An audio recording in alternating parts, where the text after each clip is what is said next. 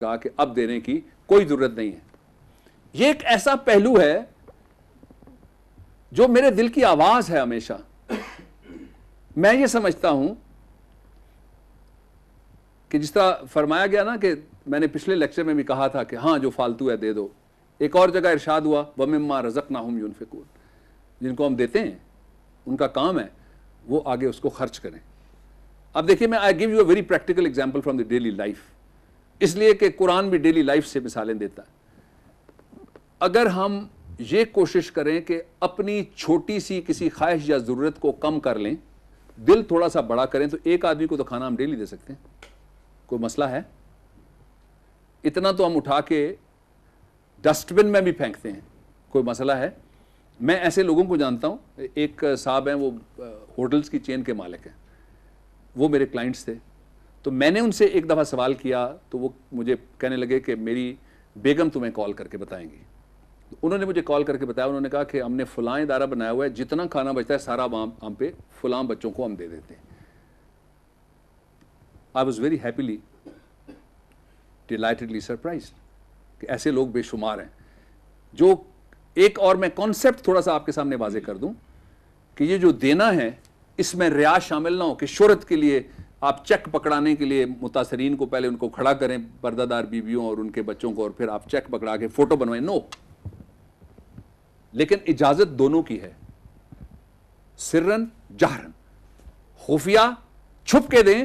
اس کا مقصد یہ ہے کہ لینے والے کو آپ بشور نہ کریں کہ یہ بڑا ضرورت مند آدمی تھا, میں نے بڑی مہربانی کر دی اس کے اوپر. نو, دیٹ از دی پرپس. کسی کی انا کو ٹھیس نہ لگے, کسی کی خودداری متاثر نہ ہو, کسی کی خودی رل نہ جائے. یہ پہلو اس لیے کھل کے اگر دیں تو اس کا دوسرا مثبت پہلو بھی ہے, لوگ آپ سے متاثر ہوتے ہیں.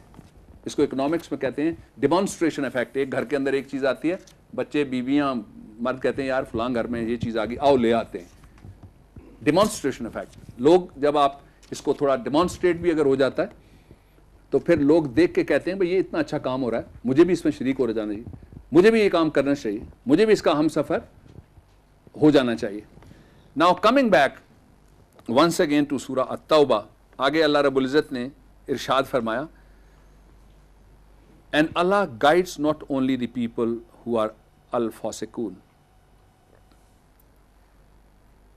بغاوت کیا ہے یہاں اس کانٹیکسٹ میں؟ یہ جو لا آیا اس میں بغاوت یہ ہے کہ وہ مال جس پہ تم اتراتے ہو, جس کو سمجھتے ہو کہ یہ میری حفاظت کا صرف ذریعہ ہے, یہ میری راحت کا ذریعہ ہے, یہ میری چاہت ہے, اس کے مقابلے میں, اور وہ اولادیں, وہ بھائی, وہ طاقت, وہ قوت, وہ برادریاں, یہ سارے الفاظ استعمال کیے قرآن کے, سب کو شامل کر لیا.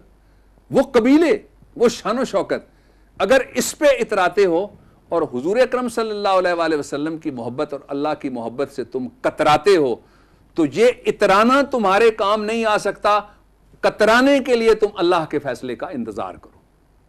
I hope this explains the entire concept. I take you ladies and gentlemen now to Surah Al-Fatir verse number 29, 30, Fatir verse number 29 or 30. Verily, those who recite the book of Allah, this Quran, and perform a salat and spend in charity out of what we have provided for them secretly and openly. میں نے بات پہلے کہہ دی اور سورہ اب نکل آئی. They hope for a sure trade gain that will never perish, that he may pay their wages in full and give them even more out of his grace. Verily, he is often forgiving, most ready to appreciate good deeds and to recompense. دو چھوٹی چھوٹی صورتیں لیکن معنی کا جہان اور معنی کی ایک پوری دو دنیایں لے کے آ گئیں. پہلا, بے شک اللہ تعالیٰ, those who recite the book of Allah, جو قرآن حکیم کو پڑھتے ہیں. یہ تھوڑا سا کانسیپٹ میں واضح کر دوں, اس میں صرف وہ نہیں ہے جو تلاوت کرتے ہیں, اس میں وہ بھی شامل ہیں جو تلاوت سکھاتے ہیں. اس میں صرف وہ نہیں ہے جو لحن سے اونچی تلاوت کرتے ہیں, اس میں وہ بھی شامل ہیں جو دل سے پڑھتے ہیں. اس میں صرف وہ نہیں ہے جو کتاب کھول کے خود پڑھتے ہیں, اس میں وہ بھی ہیں جو کتاب کھول کے دوسروں کو بھی پڑھاتے ہیں. اور اس میں صرف وہ نہیں ہے جو کتاب خود کھول کے دوسروں کو معلم کے طور پہ علم کے طور پہ ٹرانسفر کرنے کی کوشش کرتے ہیں. اس میں وہ بھی ہیں جو میرے سامنے بیٹھے ہوئے ہیں, یہ بھی بڑے لوگ ہیں, اور ان کے بارے میں اللہ رب العزت نے فرمایا اینڈ پرفارم اے صلاۃ, اور اس کے ساتھ جو اپنی نماز کی حفاظت کرتے ہیں اور نماز پڑھتے ہیں, and spend in charity out of what we have provided for them. اور تیسرا کیا کام کرتے ہیں, جو ہم نے انہیں دیا. کون ہے جو ماں کے بطن سے ساری دولت لے کے آتا ہے؟ دیکھیے میں نے کچھ پچھلے دنوں کچھ کیسز تھے, ایک بہت بڑے گدی کا کیس میرے پاس آ گیا پچھلے سال, تو میں نے اس میں ٹریس کرنا شروع کیا, اور بہت مختلف جگہوں پہ میں نے ایک گزٹیئر, میں کوئٹہ گیا بلکہ, وہاں سے میں نے جا کے گزٹیئر خریدا بلوچستان کے بارے میں, باقی گزٹیئر. میں نے کہا میں ٹریس کروں کہ انگریزوں کے زمانے میں کیا کیا لوگوں کی کیا کیا حیثیتیں تھیں, اس سے تھوڑا سا آپ پیچھے چلے جائیں. تو جو بادشاہ جنہوں نے بڑے بڑے قلعے گزارے ہیں, انہوں نے تو نہ ایئر کنڈیشنر دیکھا ہے, نہ ان کے پاس گاڑی ہوتی تھی, نہ ان کے پاس گدا ہوتا تھا. آج تو ہمارا جو عام آدمی ہے وہ اکبر کے زمانے سے زیادہ سکھی آدمی ہے. اکبر نے تو ہارس بیک کے اوپر, اور اسکندر اعظم نے تو ہارس بیک کے اوپر اپنی زندگی گزار دی. ارشاد کیا ہوا, پہلا وہ قسم ہے جو کتاب کھولتے ہیں اللہ کی اور اس کو پڑھتے یا پڑھاتے ہیں, سیکھتے یا سکھاتے ہیں, بولتے یا بتاتے ہیں. یہ پہلی قسم ہے. دوسری قسم جو اپنی نماز کی حفاظت کرتے ہیں. اور تیسری جو اللہ نے جو دیا. اب میں وہاں وہ بات جو پیچھے میں نے چھوڑی آدھی اب مکمل کرتا ہوں. آپ دیکھیں گے تو بادشاہوں کے دادا کیا کرتے تھے کسی کو کچھ پتا نہیں ہے. بادشاہ سلامت کے پردادا حضور کس کے ملازم تھے کسی کو کچھ خبر نہیں ہے. بہت بڑے بڑے ملکوں کے بادشاہ, ان کی ایک نسل پیچھے سے ایک نسل اور پیچھے جائیں تو آپ کو پتہ لگے کہ وہ ہم سے بھی کلاش گئے گزرے اور فقیر لوگ تھے. اس لیے وہ فرماتا ہے جو ہم نے تمہیں دیا اس میں سے جو لوگ چیریٹی کرتے ہیں, صدقہ کرتے ہیں, خرچ کرتے ہیں غریبوں پہ, رشتہ داروں کے اوپر اور اپنے قرابت داروں کے اوپر اور ضرورت مندوں کے اوپر اور زیر دستوں کے اوپر جو لگاتے ہیں. دوسری category. Third, secretly and openly. اب تیسری کیٹیگری کے ساتھ بہت امپورٹنٹ بات ہے جو میں پہلے کہہ چکا ہوں, I would like to dilate upon it further. خرچ کرنے کے لیے اللہ رب العزت نے قرآن میں اجازت دے دی کہ کس طرح خرچ کرتے ہیں, سیکرٹلی اینڈ اوپنلی.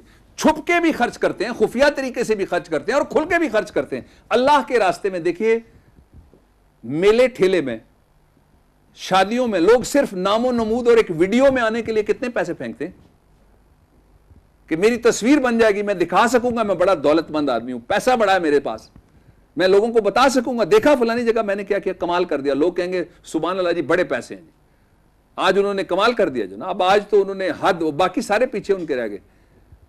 لیکن اگر کھل کے اللہ کے راستے میں کوئی آدمی اعلان کر کے کہ میری اس آمدنی میں سے یہ میں اللہ کے راستے میں لگانے لگا ہوں, تو یہ پابندی کوئی نہیں ہے. میں نے پہلے بات کلیئر کر دی تھی. یہاں لکھا ہوا یہ ہے کس طرح کرتے ہیں وہ کھل کے, سرن اور اعلانیتاً. یہ دو لفظ آئے ہیں قرآن حکیم میں. ایک ہاتھ سے دو دوسرے کو خبر نہ ہو, لیکن لوگوں کو یہ بھی پتہ لگنا چاہیے کہ دینے والے بھی ہیں. ابھی میں نے کسی نیکی کا آپ کے سامنے ذکر کیا, وہ مجھ سے چھپانا چاہتے تھے, وہ پہلے طریقے پہ عمل کرنا چاہتے تھے. دوسرا بھی جائز ہے, اس کی بھی اجازت ہے, بتانے کی بھی اجازت ہے کہ یہ کام ہے. if I am doing a right thing or you are doing a right thing, my friend you can come to me and say کہ بابر تم بھی کرو, میرے ساتھ شامل ہو جاؤ, یہ ایک اچھا کام ہے. then they hope for a sure trade gain that will never perish. ان کا اللہ رب العزت کے ساتھ ایسا ٹریڈ ہو گیا, اور ویسے بھی ٹریڈ لفظ استعمال ہوا کہ یہ ایک ایسا کاروبار ہے جو اللہ کے راستے میں خرچ کرتے ہیں, قرآن پڑھتے اور پڑھاتے ہیں, اس کتاب کو کھولتے ہیں, نمازوں کی حفاظت کرتے ہیں, جن کو گارنٹی کے ساتھ منافع ملے گا. اب منافع میں صرف یہ نہیں کہا گیا کہ بخشش ہو جائے گی, نہ, دنیاوی منافع بھی شامل ہے. منافع میں ایک آسان دیہاتی لوگ بات کرتے ہیں, فولکلور ہے کہ دا دنیا اور 70 آخر, یہیں سے ڈیڈکٹ ہوئی ہے. اللہ رب العزت نے کیا ارشاد فرمایا, they hope for a sure trade gain that will never perish, کہ وہ کبھی نہ ختم ہونے والا ان کا ٹریڈ ہے. ایک اللہ کے ساتھ محبت, رسول اکرم صلی اللہ علیہ وسلم کے ساتھ محبت, اور پھر اس کے ساتھ تیسری چیز کیا جوڑ دی اللہ رب العزت نے, مخلوق خدا کے ساتھ محبت.